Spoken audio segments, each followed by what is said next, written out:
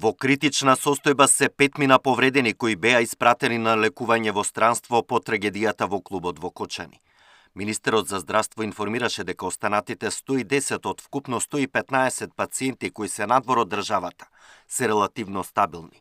Се подобрува состојбата и на 55 пациенти хоспитализирани во македонските болници и клиники, а утре на домашно лекување ќе бидат пуштени 9 од нив.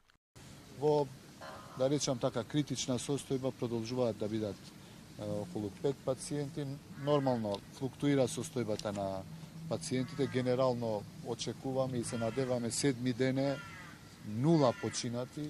Нема ни еден од пациентите што ги испративме што има летален исход. Се надеваме така и да продолжи овие што се во критична состојба, нивната состојба да се подобрува во следните денови и да кажуваме само добри вести. 5 покритични, потешки пациенти се надвор од државата. Во кои центри? Па сега да не спомнам, истите, да, истите, некаде нешто се подобрува, некаде се влошува состојбата, меѓутоа само неколку пациенти се, така да речем, покритични, кај што животот може да биде загрозен на пациентите. Критични пациенти има и во Србија, на Воено-медицинската академија и во Универзитетскиот клинички центар, каде меѓу првите беа згрижени тешко повредени во дискотеката во Кочани. Директорот на клиниката за пластична и реконструктивна хирургија при УКЦ Србија информираше дека кај нив има 17 од повредените, кои се од 17 до 35 години, а повеќето на 20 годишна возраст.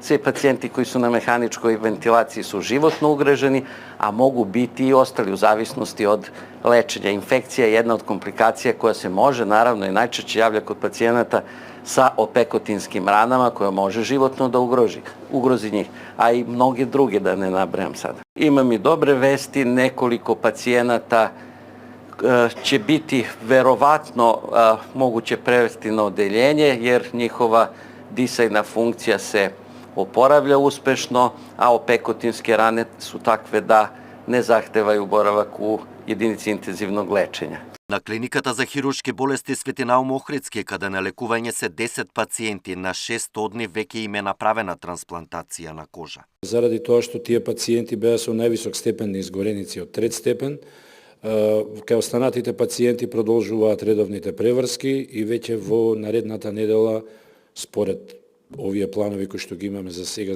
иако морам да повторам дека ситуацијата е многу флуидна, може да се смени од час во час, се планираат првите испусти, односно првите испишувања дома. Првите 5 од пациентите кои беа испратени на лекување во странство и се во подобрена состојба, се очекува да бидат вратени во Македонија кон крајот на неделата. Минимум 72 часа за пациентите кои што се враќаат во државата, значи да бидат најавени од болниците, практично очекуваме среда или четврток првите пациенти да се враќаат. Бројките, ви кажувам, секој ден добиваме се подобри вести од нашите пациенти кои што се лекуваат надвор, меѓутоа мора да кажам дека повторно да бидеме внимателни, бидејќи знаат состојбите и да флуктуираат кај некои пациенти, така да се надевам дека четврток, петок веќе ќе ги имаме првите пациенти кои што ќе бидат примени повторно на нашите клиники тука во Скопје. Министерот за здравство најави и посебни протоколи според кои ќе бидат третирани пациентите кои ќе бидат вратени на лекување во Македонија. Стерилни амбулантни возила, но и посебни оддели и формирање на тимови од повеќе специјалности кои ќе се грижат за нив, бидејќи постои ризик од развивање на инфекции. Александар Динев, Сител телевизија.